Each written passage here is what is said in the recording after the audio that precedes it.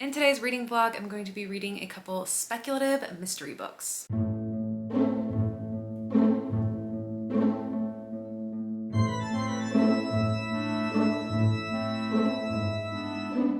I often talk about my favorite genres being spooky things, mystery, thrillers, horror books, and I also talk about how I sprinkle in other things in my reading like speculative, magical, and sometimes romantic types of books as well. And so in this reading vlog, I wanted to explore reading a couple books that kind of blend those things and reading a couple speculative mysteries that I've had on my radar that I was excited to check out. So I will be reading My Murder by Katie Williams, which is about a woman who was murdered and then she gets brought back to life and she is investigating her own murder. And The Puzzle Master by Danielle Trosani, which is about a guy who has acquired savant syndrome, which makes him really good at solving puzzles. And he gets brought in to work with this woman who has been arrested for killing her boyfriend, and she hasn't spoken a word since then. And there's this big mysterious puzzle type of thing going on.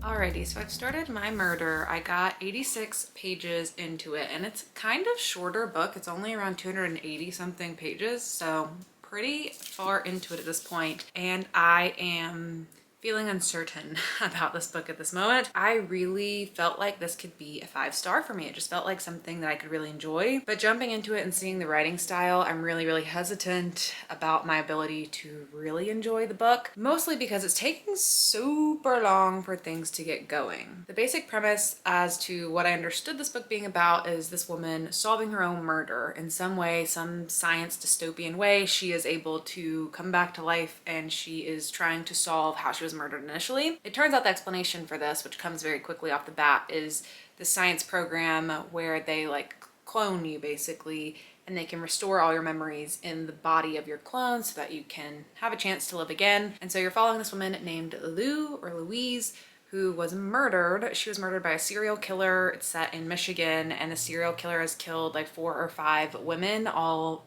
in the same kind of span. And all of these women were then regenerated into clones, and they have a little support group for each other, and they're going about their lives, and you're following Lou as she's just going about her life. And 86 pages in so far, it is slow going. I'm like, come on, let's unravel a mystery here. So far, there's no mystery hooking you because you know who murdered her. Maybe there's gonna be a twist and it'll be someone else, but like so far, there's not even a question as to maybe someone else murdered her. Like it's just like, yeah, this is the serial killer that murdered her and all these other women. And they were all kind of found in similar ways. So, I mean, there's nothing to indicate to you so far to have any reason to be suspicious. You're watching her with her husband and her newborn baby, or like the baby's like 9 months old now, but you know, pretty recent baby. And you're just kind of following her, having trouble connecting back into her life and trying to place her identity of who she is versus who she used to be, which was never really her, but also kind of her, and kind of exploring that dystopian identity aspect of it versus following a compelling mystery. And I'm actually not sure, yeah, this was called literary fiction with Book of the Month, and I feel like I would mostly categorize this as literary fiction so far with sci-fi elements to it, but it feels very just like slice of life type of story right now. I'm hoping something really compelling will come into the narrative, some kind of cool mystery will come in that will help jumpstart things, but right now that's my main complaint. I'm also not totally loving the writing style. It's really dry, I guess is one way to describe it. It feels like you're reading from the perspective of someone who's been deeply traumatized, which makes sense because she's been murdered, but she just doesn't have a lot of emotion, and that's coming through in the narrative. And so it's feeling very like dry and dull and kind of depressing right now. And also a little bit like this weird thing that's happening where I feel like I'm kind of stuck in the character's head, and I'm like, I want to understand more of what's going on around you and feel more placed in the narrative. And I feel very claustrophobic in this character's head right now. All that to say, I'm compelled with it. I think the idea is very interesting, and I am interested to see where this dystopian aspect will go, because there's also other elements to the society that are kind of dystopian. Like they have self-driving cars and some other stuff going on. So I'm wondering how far it's going to lean into that. The clone aspect in itself is quite dystopian. That's not something we're doing around here today. So that's a pretty cool thing to explore. And I am also interested in the conversations around like identity. Are you the same person as you were before? How do you fit back into your life? But I want more of a mystery underlying the full narrative. So hoping that'll come in, and then hopefully that'll just suck me in more. Then I'll get more comfortable with the character's voice and I can really start to enjoy the story. Because right now I would just say everything's okay, but I'm like, where are we going? This book took me way too long to get through, but I finally made it and I finished my murder, which is a really weird sentence to hear out of context. I finished this one late into the night last night. I just decided yesterday was the day it needed to be done because it had been taking me a very long time to get through it, even though it is a shorter book. It is under 300 pages, but because the first part of the story moves so slow, it took me so long to get through that first half, multiple sittings, that last night I was probably around the 40% mark and I said, this is it, we're finishing it. I stayed up late and I finished the story, and it did lead to having some very strange dreams because this is a weird book with different kinds of dystopian elements in it and weird themes, and so I did end up having very weird dreams after reading this late at night. Would not recommend that, but I'm glad that I finally finished it. And after I finished it, I just brain dumped all my thoughts in my notes app so that I would remember all the things I had to say about it, because it had been such a weird journey and I knew my feelings in that moment at the freshest point of finishing it were going to be the most accurate to the experience. I realized through the course of reading this book, I was going in with entirely wrong expectations as to what type of story this would be, and that was no one's fault other than my own. I did not look into this book very far. I wasn't really watching, reading, listening super in depth to people's reviews of it other than liked it or didn't like it. I wasn't really looking into it much. And so based on the synopsis of this, based on the cover, based on how it was marketed, I was expecting this to be a relatively quirky, kind of cozy murder mystery with a fun twist element of the speculative dystopian society aspect of it, where she gets to, solve her own murder because she has been regenerated and given new life. That sounded fun and quirky and silly and goofy, but that's not what this book was. And that's why I was having such a bad time in the beginning portion of the book, because it's so somber, depressing, reflective, full of angst, and full of trauma and full of sadness. It's very, very entirely different from what I was expecting. It reminds me of books like The Echo Wife by Sarah Gailey, or even like Any Man by Amber Tamblyn, especially because there's such a strong support group aspect of this, and it's about like men harming women, which that book flips it, but it's about like domestic violence in a way, I guess. Does murdering count as domestic violence? I'm not sure. But anyway, just like tonally, it reminded me of those kind of books, which is so different from what I thought this would be. I thought this was gonna feel like Finlay Donovan kind of book, and that is so far from what it was. So I think if I had given the book a fair chance by knowing that when I was going into it, I would have been prepared to read this book. And I only read really sad, somber, heavy stuff when I'm in a mental space for it, when I'm prepared for it. I'd be in the mood for something like that. And I thought I was in the mood for something quirky and silly and fun with a cool twist element, and that's just not what it was. So that was on me. That's my bad. I just kind of screwed up my experience with it by not knowing that that is what it was going to be. But once I got around midway through the story and I started accepting the book for what it was instead of trying to make it what I wanted it to be, I started to appreciate it more, and that set me up for a really enjoyable second half of the story. And also the second half of the story is just more up my alley, and it's more of what I was looking for in a story. So I kind of think about my experience with this book as two separate pieces. The first half I feel like is a 3-star kind of rating for me. The second half is like a 4.5. I really enjoyed where the book went, which I think is part because of expectation setting like shifting, and also just because I did enjoy the plot more in the second half. The first half takes so long to build. It takes I wrote this down in my notes, page 166 to get to this like kind of like a catalytic event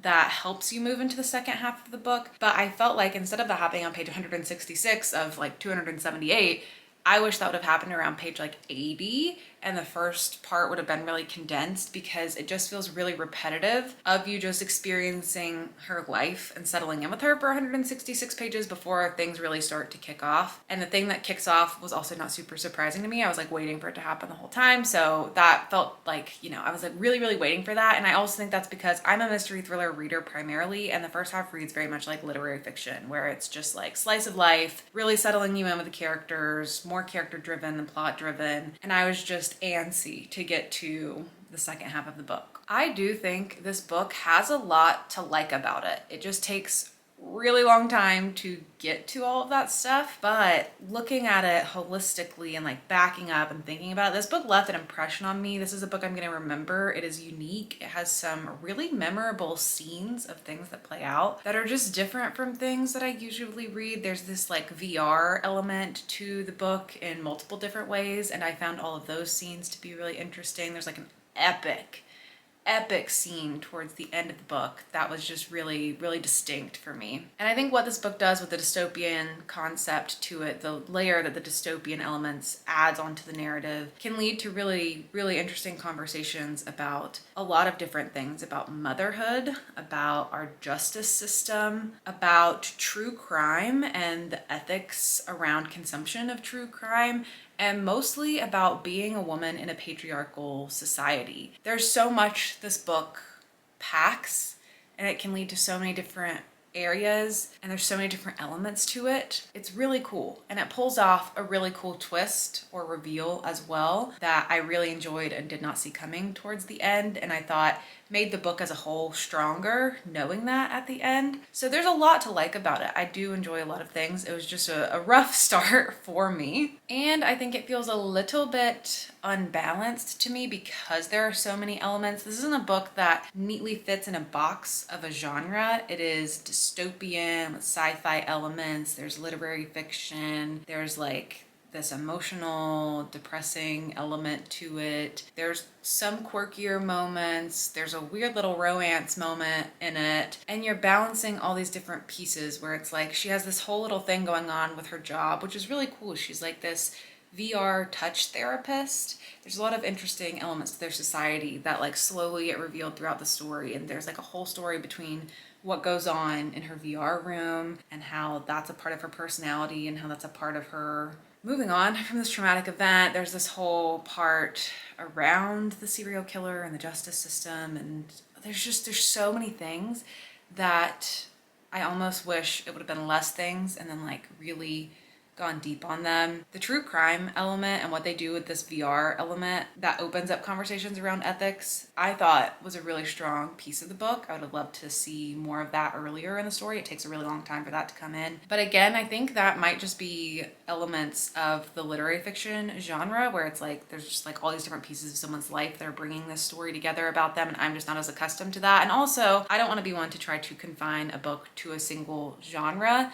This is like a genre bending book, and I think that is good and fine, and you know, it's doing a lot of different things, and that is perfectly okay. So complex feelings about this one, interesting experience. If I'm trying to determine if I like speculative mysteries, that is definitely some of the stuff that really pulled this book together to me, that made it stand out, that made it really strong, because it's so slow before the mystery element comes into the story. But the speculative stuff and the discussions that it spurred was definitely my favorite part about this book. So that was great to have that in the story. And overall, I think this feels, in terms of rating, probably like a really specific, like a 3.89. So I'm just rounding up to 4 stars because it did leave an impact. I thought it was a really cool story and the way that it all comes together, and any non-enjoyment that I had is probably more to do with myself, my expectations, than with the book being super flawed. I do think the book probably could have like gone through another round of edits and, you know, changed up pacing on some things, but overall I liked it, so I'm giving it a 4 star.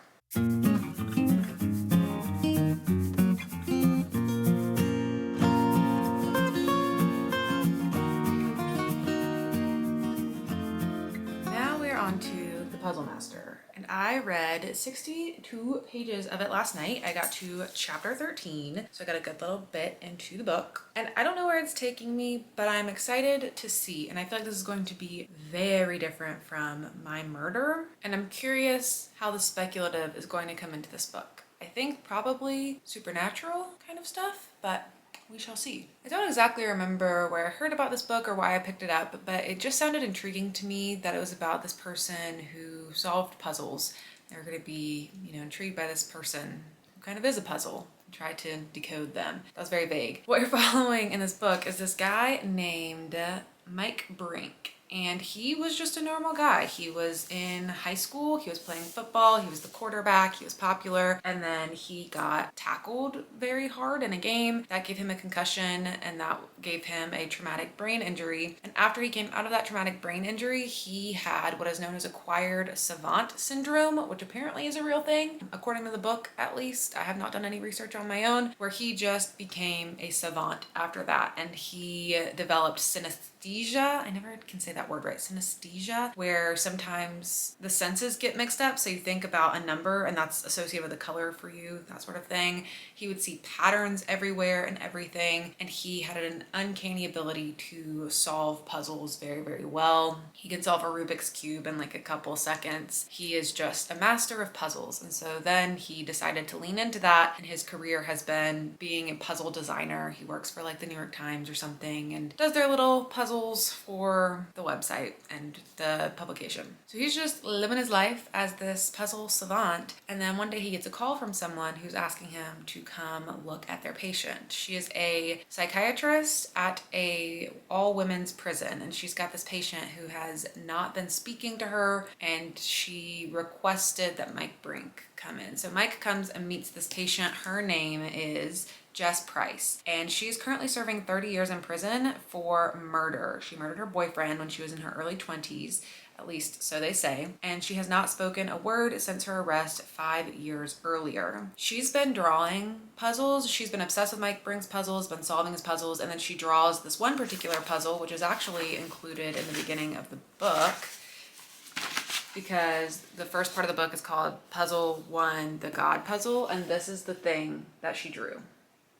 And he looks at it and he's like, there's no pre-established pattern. I don't know what's going on. So he gets really intrigued by her. And then she kind of does this weird little thing when he meets her, which I won't give away because that was a very interesting scene to read. And the rest of the synopsis says that he gets obsessed with her. And she soon reveals that there is something more urgent and more dangerous behind her silence, thrusting Brink into a hunt for the truth. I will say what I really like about this book so far is basically everything. I'm really intrigued with it so far, but what I really like about it is the fact that it feels like it can go anywhere. Because I know there's a speculative edge to it, or supernatural edge to it, I feel like there's so many possibilities. There's like all of these notes of like, well, maybe there's certain people in on certain things. You know someone is watching her because you get another perspective in the book, and you're like, well, that could be, just a normal thing that could happen in real life where there's some kind of conspiracy group against her. It could be this supernatural thing. There's this really weird thing happening with her. I don't want to give too much away because it's really fun to discover so far, just like falling into it and being like, what is going on here? I don't know. Where's this gonna go? And it also obviously reminds me of The Silent Patient by Alex Michaelides, because she is a patient who is silent, and there's this guy coming and trying to like figure her out. I haven't read The Silent Patient in many years, so don't really know how this compares super well anymore at this point, but plot structure, pretty similar kind of kickoff point to the book. Other things I like about this, Mike Brink is just a very compelling character because he has this savant syndrome and he sees the world in such an interesting way. There's also puzzles throughout the book. Like the author will give you kind of little puzzles to solve along the way, as like someone's writing a cipher and he's like crafting his puzzle, and so you get those published throughout the book too, which I think is really cool. It's very immersive in the story. Mike Brink also has a dachshund named Conundrum, who he calls Connie, who he brings with him everywhere, which is like really cute. And Jess is really intriguing because she's silent, she's only speaking in puzzles, and she is paranoid. What's going on? I don't know. Why'd she kill her boyfriend? I don't know. Did she kill her boyfriend? I don't know. Is Mike Brink gonna figure it out? I think so. So far, very intrigued with this. I think it's a very cool setup. The writing is also very good. It is a lot of words on a page. It has like chunky paragraphs. where the full page will just be filled up with text, which I usually, you know, kind of dread. But the writing is so good. It's atmospheric. It is cinematic as well. I feel like I can really see this unfolding around me. So far, this is very good. I'm having a good time with it. I'm excited to see where it goes. I believe this is only my second update of this book, but I kind of can't remember, but I think it is. I've been reading it a long time. I am 255 pages in, so I'm almost done with it, sort of now at this point, but gosh, I've just been reading this for like a week probably. I've been reading so slow in the month of September. It is September 11th today, and this is only my second book of the month so far, and usually I finish a book every 2 to 3 days, but it's just a slow going month. And with a slow going month, that usually means I'm either really enjoying the books I'm reading, so I'm slowly just like spending time with them, or I'm just not feeling, thought a cell bug, or I'm just not feeling a ton of passion at the moment. And really what I think it is I'm just kind of busy right now doing other things outside of reading and making YouTube videos. So I've just kind of been slowly reading this. I also think it's the nature of this book. This feels like a book you kind of spend a long time with. It's very packed with words, which is a weird thing to say about a book, but I don't know, it's just like a denser read in terms of logistically how many words are in this story, and also just like, I don't know, there's like a lot in each scene. You know, it's not a popcorn read. It is just a little bit denser, I guess a little more literary. I realized it's published by Random House, and it feels like a book that would come from Random House. If you are familiar with publishers and like the tones of books that come from them, then that will mean something to you. If it doesn't mean anything to you, I basically just mean it's a little bit more focused on the writing style, a little more literary fiction feel, but still a thriller in itself in terms of like what it is. I'm still having a good time with it, but I don't love it anymore. The middle part's really just kind of like dragging on in terms of the story. I feel like I just have nothing intellectual to say. I'm just having a little bit of an existential crisis. I'm like, what's the point of even talking about it? Like, I'm reading it, it's fine. I am moving slowly through reading and YouTube videoing, and when you move slow through that, you like get out of your groove a little bit. But I guess what I'm trying to say is like, I just don't feel a lot of passion towards this book anymore because of how it slowed down in the pace. In the beginning, I was like, this is so unique, it's so interesting, it's so gripping, it's going to have puzzles, and what a unique character we're going to be following, and what a unique situation he's going to be in. And all those things are still true, but I have this weird thing about my reading that I've been learning about myself, where when a mystery starts to fall into the explanation of what's going on, and it becomes anything to do with like a bigger force in some way. This is like oddly specific. I find that I don't enjoy that as much. When I was reading The Thursday Murder Club and I ended up DNFing it, the mystery starts and kicks off and you learn there's all these things going on about land and property ownership. And when I found that out, it lost me. When I was reading Everyone in My Family Has Killed Someone, and then it starts revealing some of the bigger behind the scenes stuff that's going on, that's when it started to lose me a little bit. It's hard to put my finger on exactly why I don't like that, but I don't know, there's something about like a bigger operation going on that I don't care about. And I think it's because it loses a little bit of a layer of complexity to me, because then that's just the explanation. Whereas I prefer to be trying to figure out like who's being deceitful. I like for there to be individual forces at play, individual people, individual lies being told, or like people working together and telling lies. But when it's like a big outside force, that becomes less interesting to me for some reason. And this book is a book about like conspiracy and like kind of like secret organizations going on in the background. That doesn't really spoil anything. He kind of like quickly starts to realize there's like a bigger force at play, and that's in the synopsis. And so I think now I'm realizing when a book says that in a synopsis, like, and they found out there was a bigger force at play, there was something bigger going on behind the scenes, I feel like that's maybe what I'm going to start staying away from, because for some reason that just loses me a little bit. But I'm still enjoying the book because I do like the writing, I like the character, I really like his dog, and it hasn't fully lost me. It's just been on this really long tangent of discovery of this big secret thing, and that's become slightly less interesting to me. I'm still like enjoying going through it. I've never really thought about DNFing it. I haven't had a point where I'm like, oh, I definitely don't want to read this. I'm just like, okay, yeah, this is like a good enough read to spend my time with, and I pick it up when I'm feeling like reading a little bit, but I'm not feeling like flying through it. I'm not loving it. I'm just kind of like having a regular time with it. So I don't know if any of that made any sense. Been kind of rambly. I am going to try to finish this book either today or tomorrow. I feel like I only have like one more sitting with it because there's only 350 something pages. So I have about 100 pages left. I think I can do that today. I'll try to do that, and then I'll regroup with you and I will tell you my final thoughts on it, hopefully in a little bit more coherent of a way. Have I sat in this spot for this entire video. If so, I'm sorry for the lack of variety, but I finished The Puzzle Master and it's time to tell you about my final thoughts. The ending was by far my least favorite part of the book. It just kept kind of going downhill and downhill and downhill for me. So I think overall this is going to be a 3-star book for me. Started strong, started interesting. Overall unique idea, not necessarily my kind of story. Less so because of the speculative nature of it, more so because of the ordeal behind it. And me finding out that I don't like that. So at least I learned something about myself and I have better specified my reading tastes. Just something about organized things going on is not my style. And that's okay. If you're wondering if you should pick this book up or not, I do think it would be enjoyable if you like things like the Da Vinci Code. I mentioned The Silent Patient, that kind of has a little bit in this, but mostly like grand adventure kind of books. I'm thinking like the Da Vinci Code, National Treasure, the movies. There was something else I was thinking of while I was reading this and I thought I saw someone else say it. Angie Kim called this the Da Vinci Code plus The Silent Patient plus a sprinkle of Stephen King. I do think there's some Stephen King nature to this as well. I feel like there was something else I was thinking of, but I just can't place my finger on it. But it's a big story. It's following a guy getting swept up into this crazy adventure and just like investigating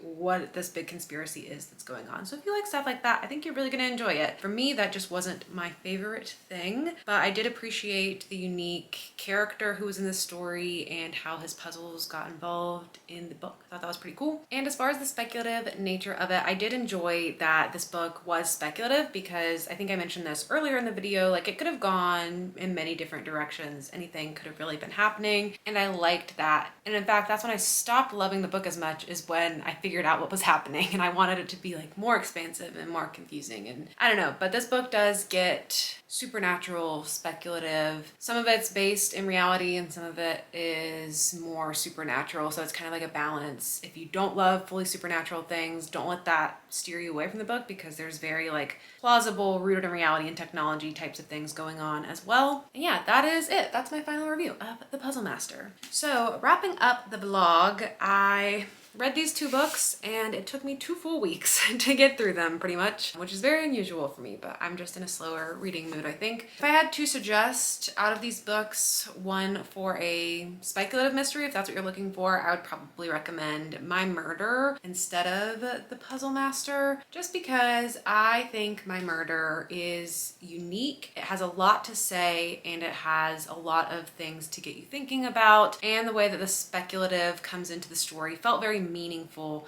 in driving the story forward, and I just thought it was pretty well done. The Puzzle Master was also good and fun and fine, but I would probably describe it more as a supernatural, I was gonna say suspense, but it is a thriller, but I don't know. It's like a supernatural adventure mystery is what I would call it. Creating a brand new category for that. But either way, both are above a 3, so you know, both solid reads here. If they sounded interesting to you, I would recommend checking them out. So that's it for me. Let me know down in the comments below if you have read either of these books and what you think, or let me know if I've convinced you to pick either of them up. And if you have any additional speculative mystery recommendations for me, definitely let me know down in the comments. But that is for me. Thank you so much for watching, and I'll see you all in my next video. Bye!